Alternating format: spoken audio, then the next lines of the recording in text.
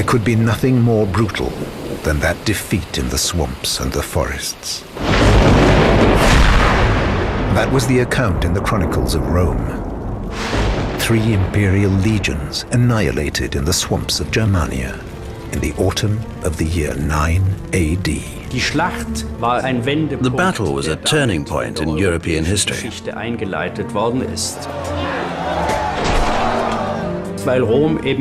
Because Rome failed to conquer the lands up to the river Elbe, let alone the lands further east. The Romans would withdraw to their defenses along the Rhine and the Danube. Europe was split in two, down the ages to come.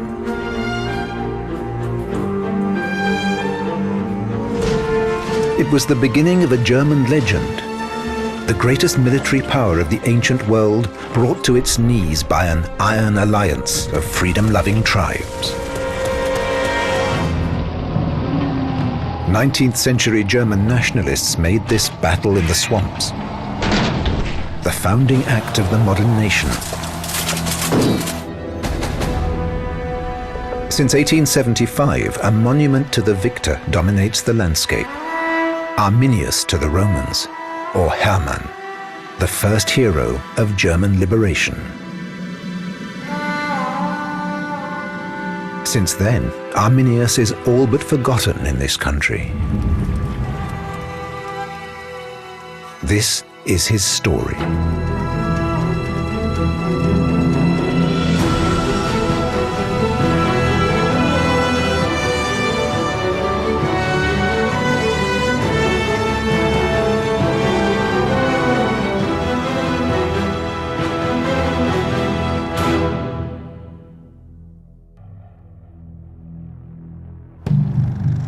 Julius Caesar gave the same name to all the tribes in the inaccessible regions east of the Rhine, Germani. They were forever making incursions into Roman territory. Even before the birth of Christ, Augustus Caesar decided to protect the exposed eastern flank of the empire in Gaul. In a series of campaigns, the Germanic tribes were to be subdued. Some put up a struggle.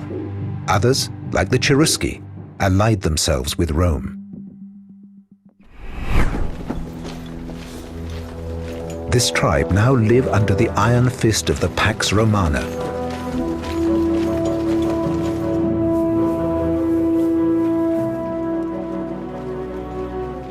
A young boy lives here. Later, he will be called Arminius. When he's about 10 years old, his life is changed forever.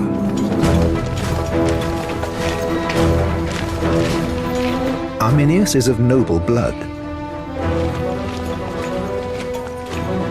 His father, Segimerus, belongs to Cheruscan aristocracy. But Segimerus is firmly opposed to the alliance with Rome.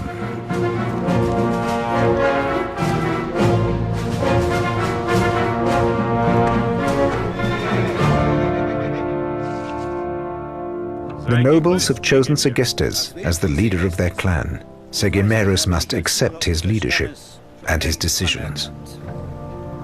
But Segestes is not welcome in this company. Segestes has chosen the alliance with Rome, and now he has come to fulfill the conditions of the alliance. He has come for Segimerus' sons. They must be handed over to the occupiers at once. It is, he says, a necessary sacrifice that must be made for the good of the whole tribe.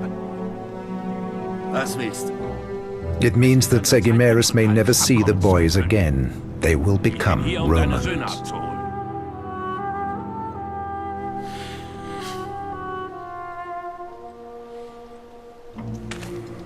Taking hostages was a favorite Roman ploy. Chiefs like Segestes were their agents, with everything to gain from cooperating. We know relatively little about the early history of the Cherusci. They suddenly turn up in the time of Augustus. For a while they were Rome's enemies, but then they formed an alliance with Rome. Segestes was the leading figure among the Cherusci at the time of the Roman conquest. When a colossal superpower like Rome collides with a relatively small tribe, it's not really surprising if part of the clan, or the whole tribe, decide to form an alliance with the enemy.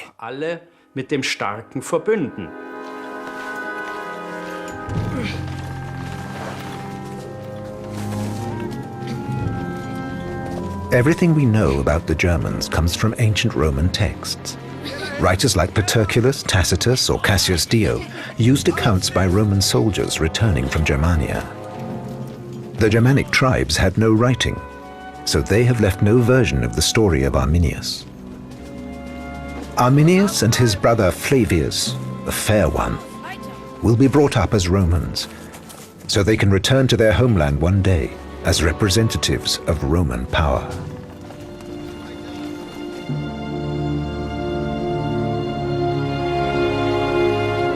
To the Romans, this seems a sure way to consolidate their control. Who else can they trust when families and clans among their Cheruscan allies are split between the enemies and friends of Rome?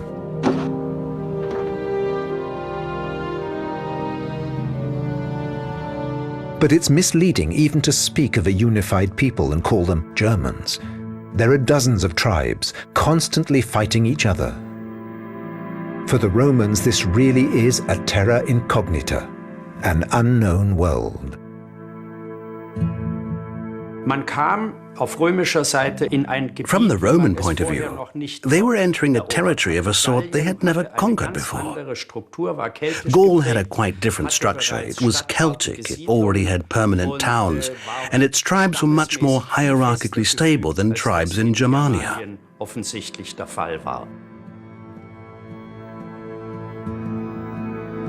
The Germanic people live for themselves, separated from each other, said the Roman historian Tacitus.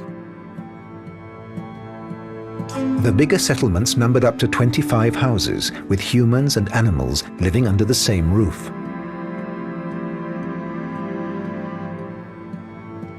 Towns and cities like those in the rest of the empire are unknown here. And for the Romans, the people are uncivilized savages living more like animals than humans.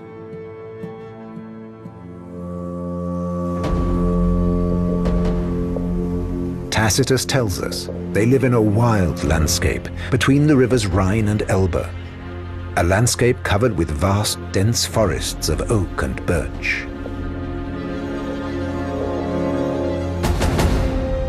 The place Tacitus describes is deeply foreign. The marshes that cover this territory are repulsive. The forests make one shiver with fear. What disturbed the Romans most was that there were no roads, no trade routes, and there were no fixed points to aim for, no castles or strongholds to take, just this dreadful forest that took 9 days to cross without encountering a single human being. It was a nightmare for the Romans.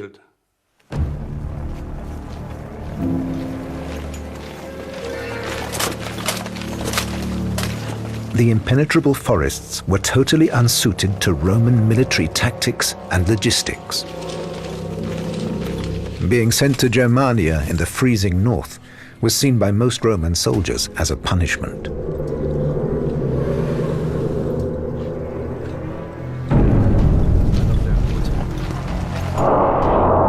And they were scared because they had never seen forests. After centuries of building Roman cities and naval fleets, there were scarcely any forests left in Italy.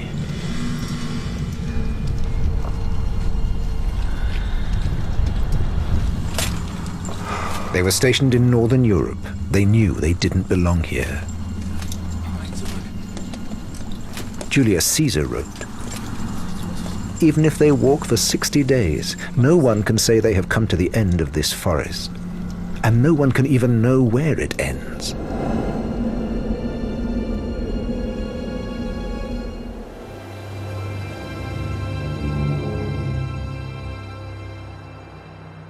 Throughout the Mediterranean region, Rome had an urban culture. They lived in towns, and compared to that, what they found in Germania was very primitive. It was simple. The basic elements of Roman civilization and achievements were missing. It was a real collision of two cultures.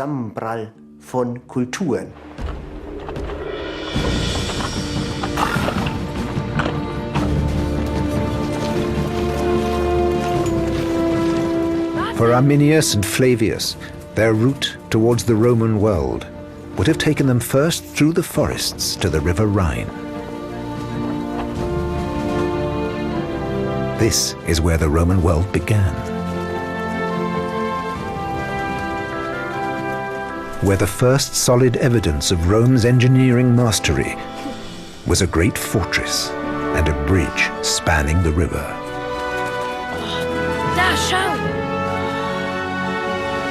From this army camp at Vetera, many thousands of legionaries protect Rome's frontier along the river. It's only one of many camps along the Rhine. The Romans founded cities like Cologne, Koblenz, and Mainz, shop windows for Roman civilization. But the message they give is not keep away.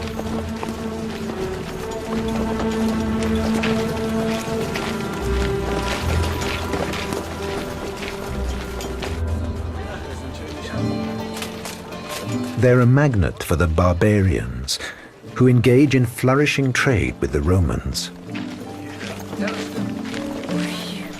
Long blonde hair is especially valuable. The Germans accept coins they've never seen before for their hides and furs.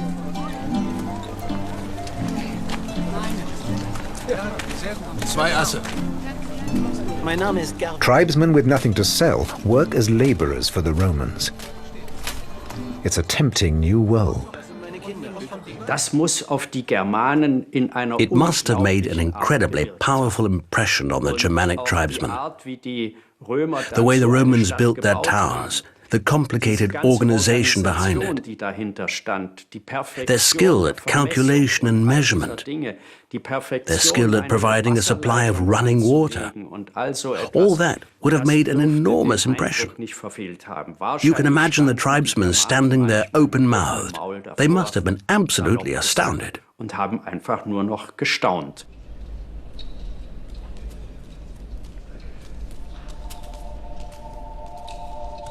The separation from his family must have been painful for Arminius.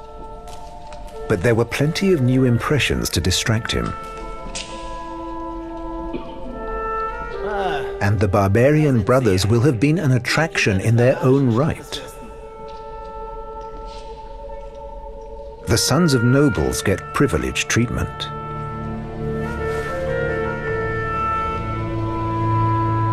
Including their first miraculous experience of heated floors.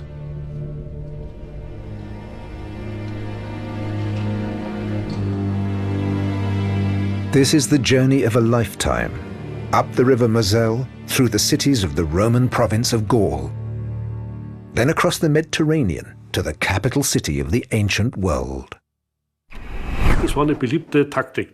It was a popular tactic for the Romans. They brought nobles' sons to Rome and educated them at the prince's school on the Palatine Hill. They served two purposes. On the one hand, they were hostages, guaranteeing the good behavior of their fathers, but on the other hand, they were brought up as Romans.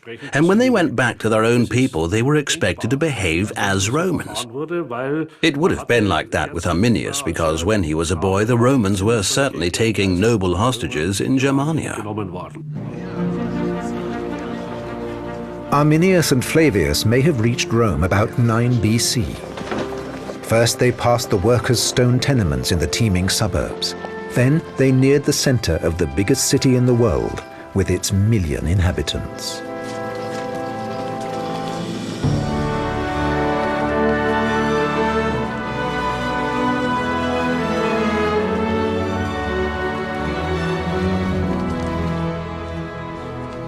Arminius arrives in a city that is flourishing as never before, Great parade routes crisscross the city. Marble glistens in the Mediterranean sun.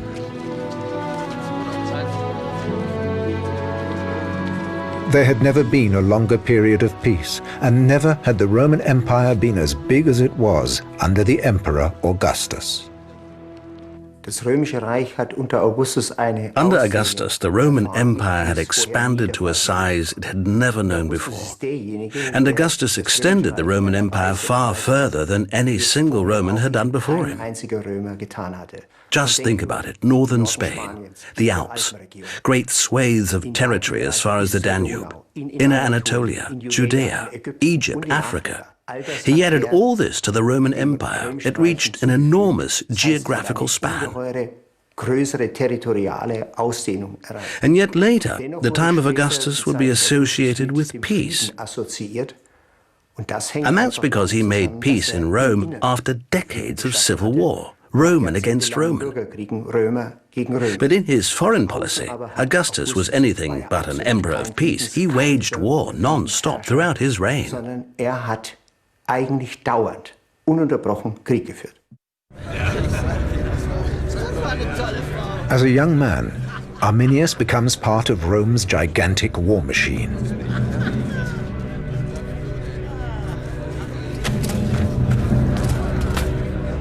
He soon grasps the key to Rome's military success: discipline.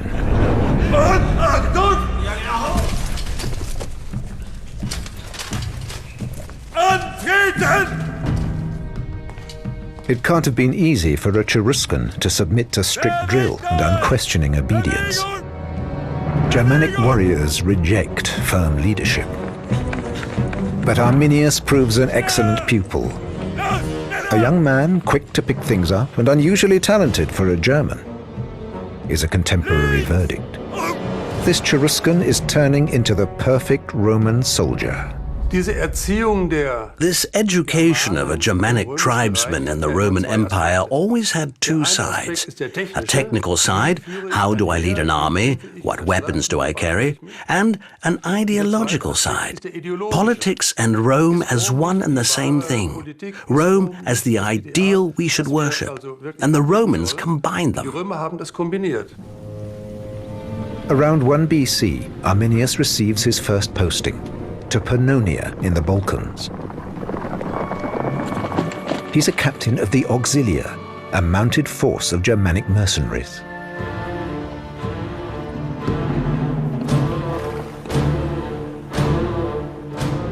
Tribes in this Balkan province have risen against Rome. Rome hits back hard, sending 15 legions, more than 100,000 men, half the entire army, to crush the rebels. Achtung! Haltet euch bereit!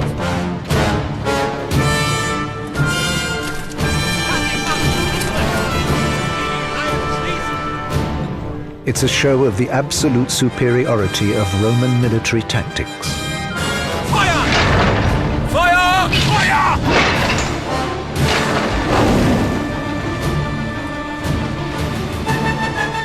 Roman power lies not in the courage of individual soldiers, but in the strategic cooperation of military units.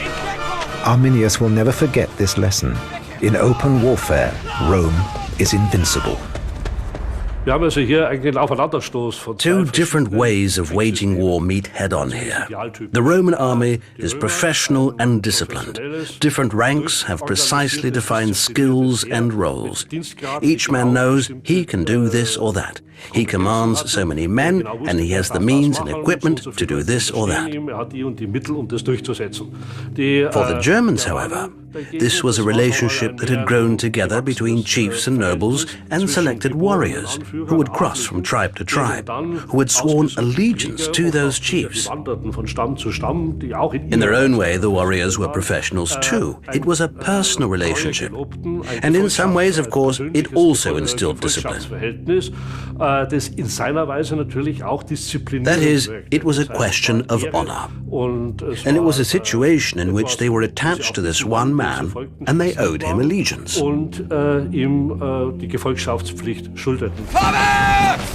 the Romans advanced in a closed formation called the tortoise.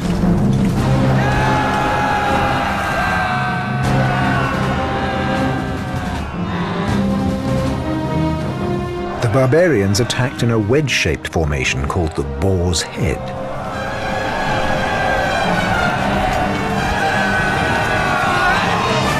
The force of the impact is only momentarily effective.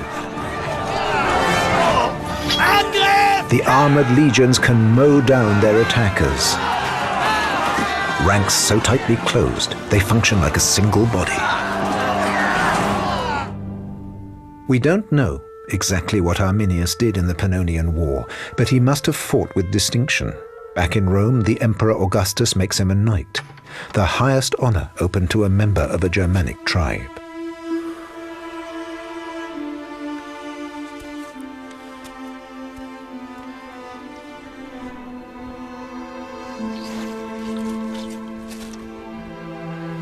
A noble son from the forests of Germania has become a respected citizen of Rome.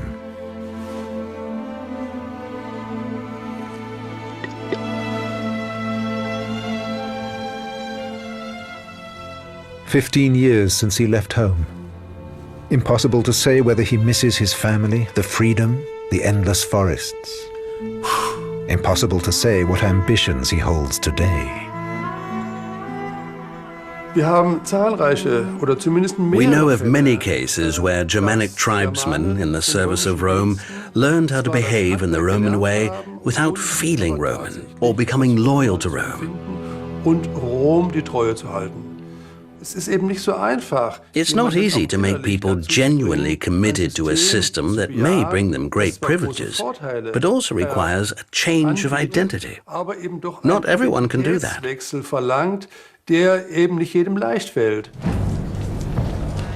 In the year 7 AD, Augustus appoints a new governor for Germania.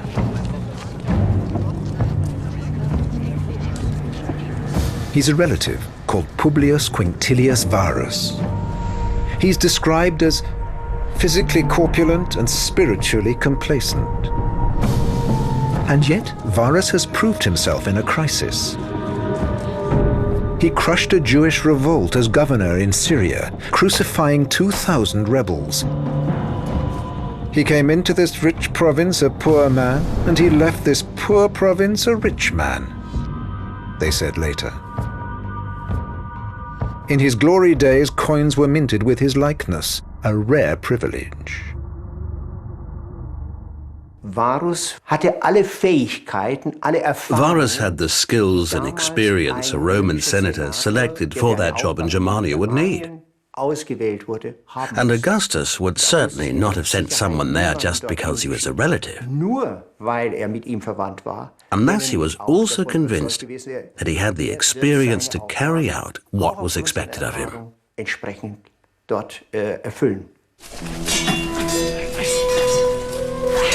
But then, Augustus makes a decision with unforeseen consequences.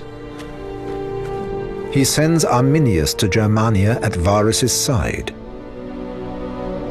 It's a decision that will have pleased Varus.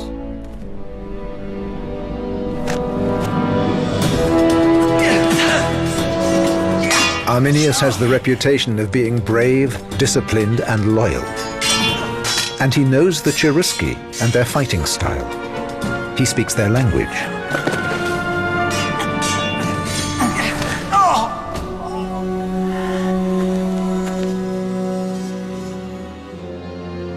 In 7 AD, Arminius comes back to his homeland. Over the past 15 years, the Romans have surged on, building up their new province, constructing camps along the rivers Rhine, Main, and Lippe to consolidate their control in Germania Magna. Haltern on the Lippe is their administrative center, the capital of the new province. Close to today's Roman Museum at Haltern, they create a base for 3 legions, a total of 20,000 men.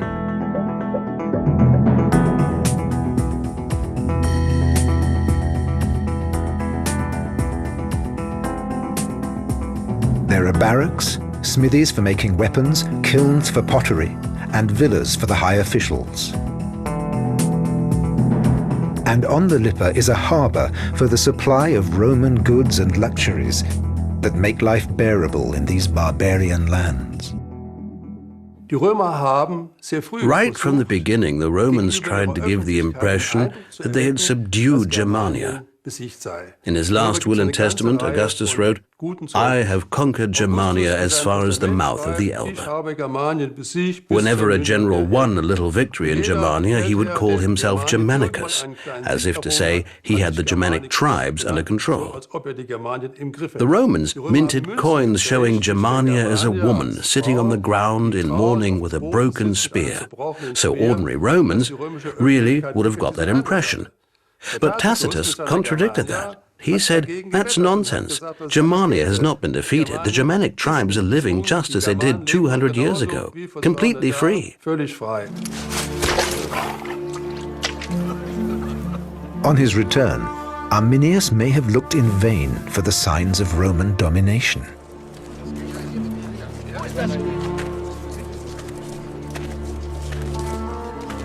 Some distance from the Roman forts, the advanced Roman way of life is nowhere to be seen.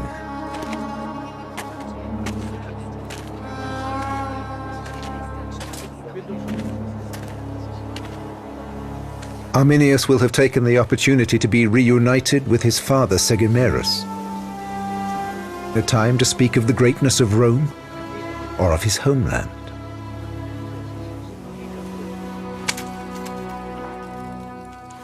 However warm the greeting, his father must have had mixed feelings at seeing his son enter the family house in the uniform of a Roman soldier.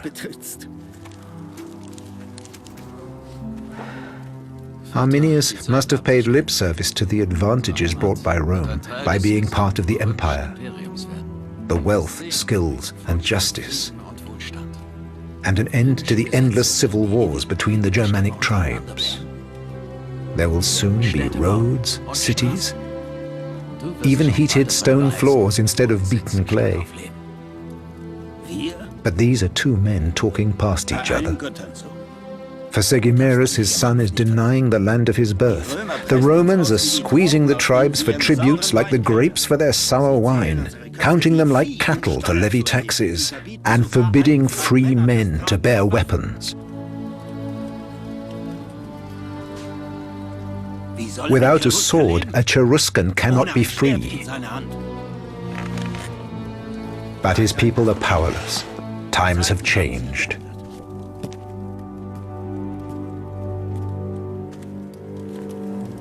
The Cheruscans are condemned to a life of slavery. Their freedom is lost. But not all Germanic tribesmen insist, like Segimerus, on freedom and independence. On the river Lahn, near the small town of Waldgirmes, archaeologists have made a remarkable discovery. When Roman remains were found here in 1993, they thought it was just another army camp. The Romans said they'd built proper towns east of the Rhine, but the experts had always dismissed it as propaganda. But now there was evidence of something more. This is a civilian town. So far, the only Roman town discovered on this side of the Rhine. This was planned to be used by Romans and Germans.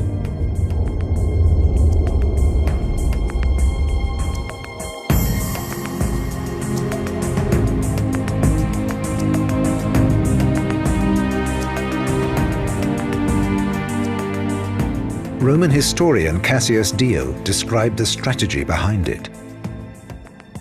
By building forums, houses, and baths, the defeated peoples were seduced into peace.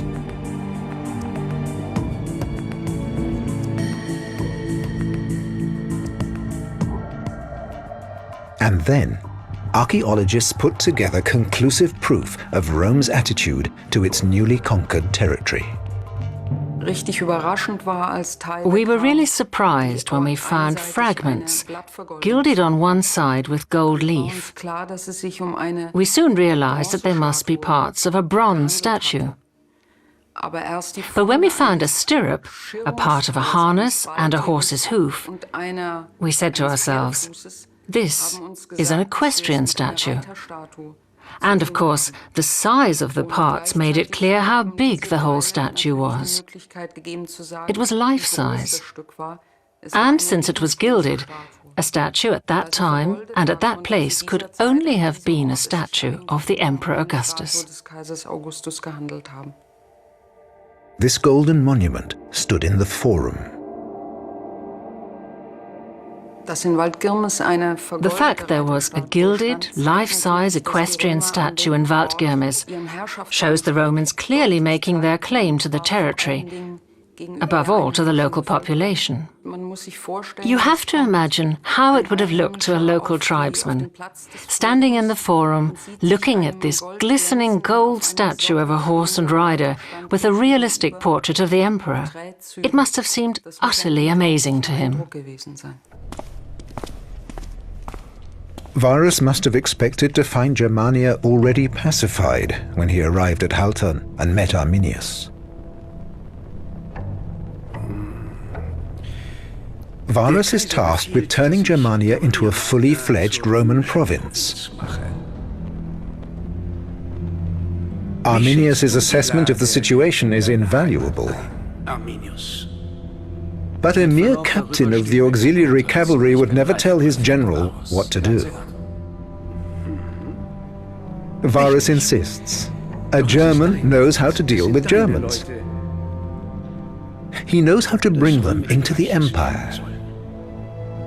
The blood in my veins may be German, Arminius says. My head and my tongue are Roman.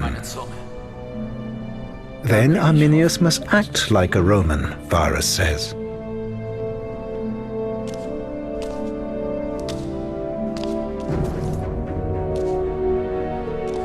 And Arminius is given his first mission. The legions are about to set out for their summer camp. Arminius is to reconnoiter the route.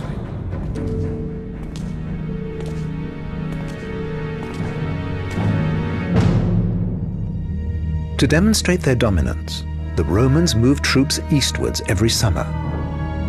From their strongholds on the Rhine and the Lippe towards the river Weser, home to the Cherusci.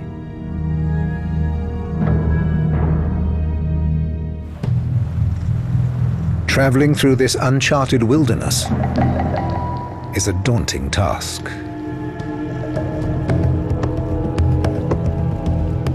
There are no roads of any kind. To transport their troops and keep them supplied, the Romans are forced to use the river Lippe.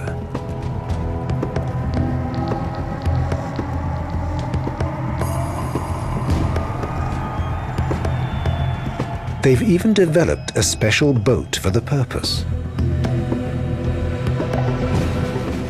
It's a 30-meter flat-bottomed barge with a draft of only 40 centimeters. It can sail in shallow waters, carrying a load of 53 tons. With hundreds of these barges, Varus advances deep into Germania until the river is too narrow. The cargo is transferred to land. There's massive amounts of material. The legions travel with civilian support: blacksmiths, carpenters, tax collectors, many with their families. Then there are the merchants with wine and olives. The little luxuries from back home that make life bearable for Romans in the chilly, savage north.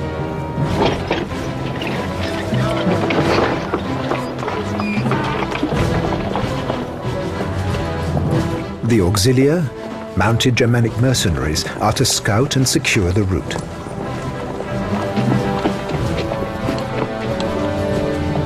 Arminius is their commander.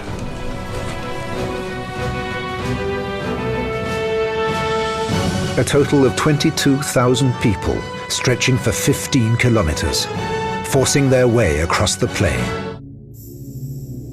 The soldiers marched in 4 columns. Every legion had a baggage train carrying its equipment. The whole column could cover on average 20 kilometers a day.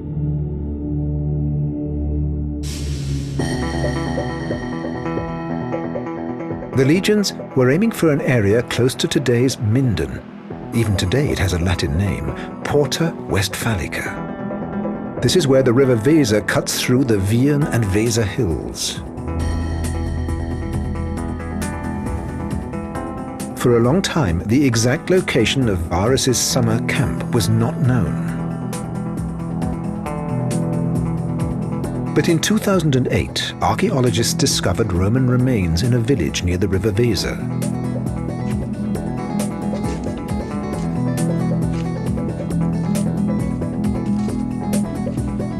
It's early days yet, but finds like these suggest this was a military base, perhaps Varus's summer encampment. Here's a peg from a legionary's tent.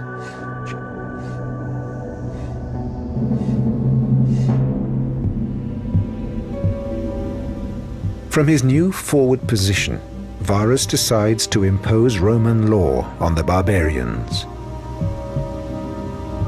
A people not subdued in battle may be controlled by the strict application of justice.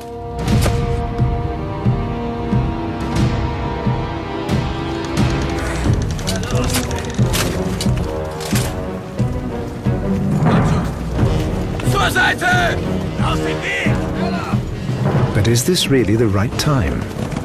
Historian Velleius Paterculus has his doubts. He writes, Varus gave the Germans orders as if they already lived in slavery. He demanded tributes as if they were subjects.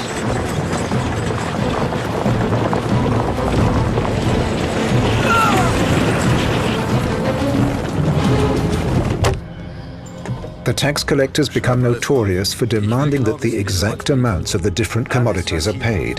The rules apply to everyone, without exception or delay.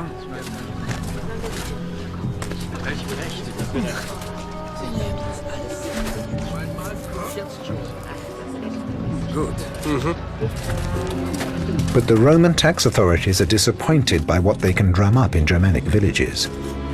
This land barely provides a surplus. The Germanic tribes are subsistence farmers. When their limited produce is confiscated, their frustration at Roman rule turns to hatred.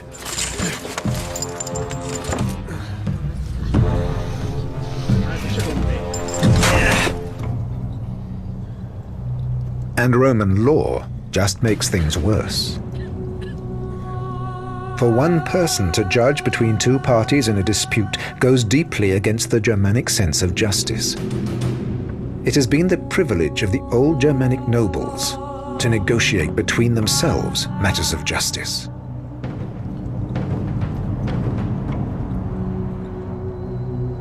The worst transgression? Varus condemns natives to be crucified for theft.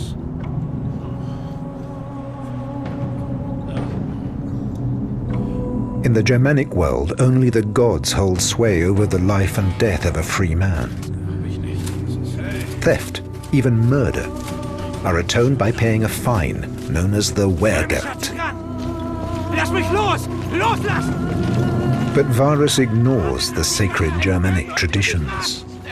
The way Varus behaved in Germania was not so different from Roman policy elsewhere in the empire. He had to try to introduce Roman law because that was part of life in a Roman province. And if the Germanic peoples didn't like it, then that was a perfectly normal reaction on their part. Just think of today how people hate it when they find themselves being judged or imprisoned by a foreign power. Every community will try to resist when strangers come and try to impose their own form of justice.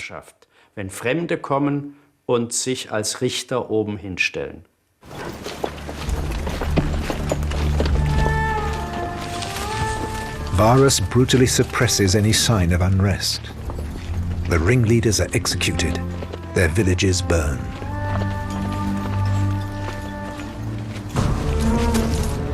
What does Arminius make of this?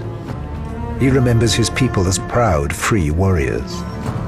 On his return, he finds them powerless, impotent, and demoralized, oppressed by the very power he himself represents.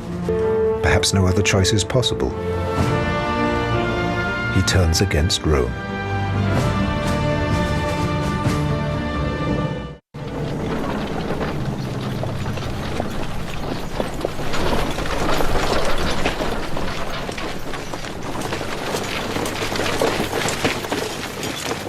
Historians still dispute exactly why Arminius did it.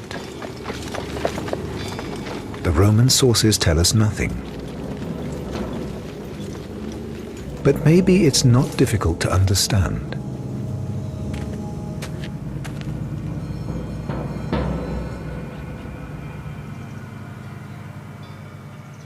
Arminius must have had experiences that led him to this change of heart. Rome had never completely replaced the Cheruscan world in his loyalties. He would have been tugged both ways when he made his decision. Beide Wurzeln lebten in ihm, als seine Entscheidung gefällt hat. Und die römische Welt. He must have been deeply fascinated by Rome, and he'd absorbed from it everything he'd need to carry out his plan. Was für sein aktuelles Handeln dann he used that and he combined it with his Germanic Cheruscan heritage to turn it against Rome. Durch die germanisch-cheruskische Welt zusammen eben gegen Rom zu wenden, Rome, which he now felt could no longer be the future for his people. Nicht mehr geheuer war für die Zukunft seines Stammes. But maybe Arminius had selfish reasons to betray Rome. Any claim he might have to leadership of his own tribe had suffered by his proximity to Varus. Leading a successful revolt against Rome would give him enormous credit with all the Germanic peoples.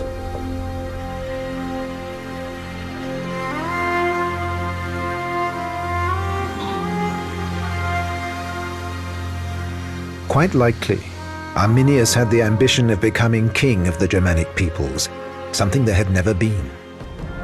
According to this theory, he acted out of this strange combination of local patriotism and a distinctly Roman lust for power.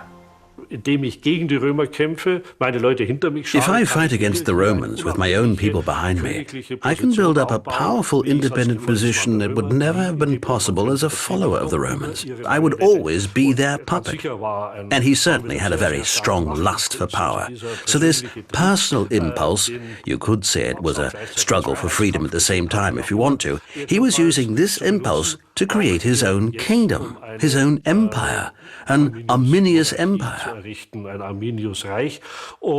it's certainly no coincidence that he was later murdered by his own people because, in some ways, he was an enemy of Germanic freedom.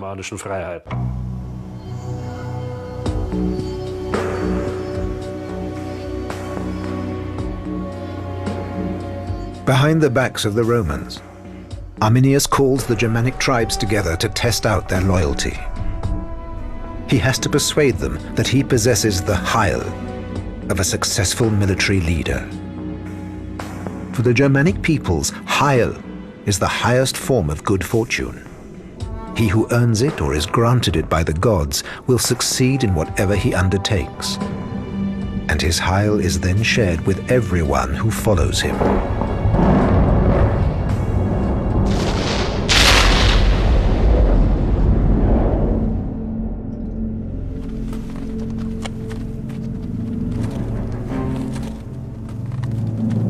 But it won't be easy to unite the Germanic tribes behind one goal. They prefer warring against each other. The worst enemy of a Germanic tribe is another Germanic tribe.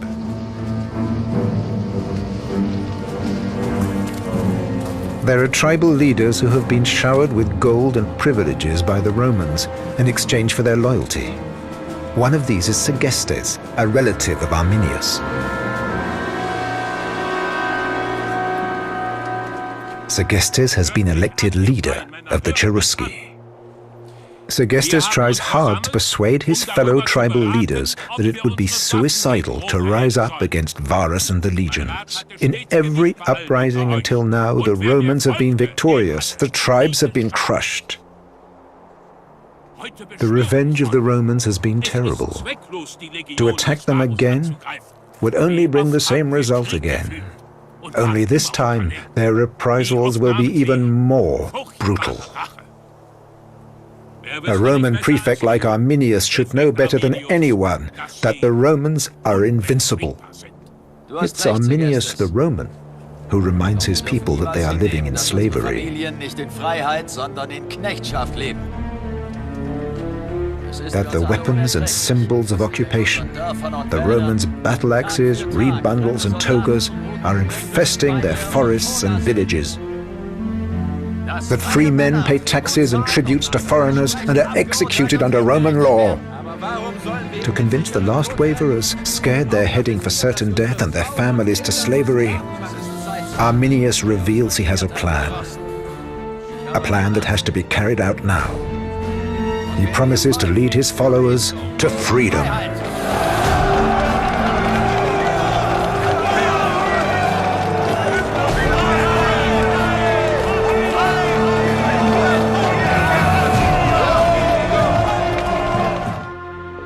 The grandeur of Rome, so effective in the intimidation of its enemies, is impotent here. Something will happen in these forests. Deadly danger is waiting, perfectly concealed.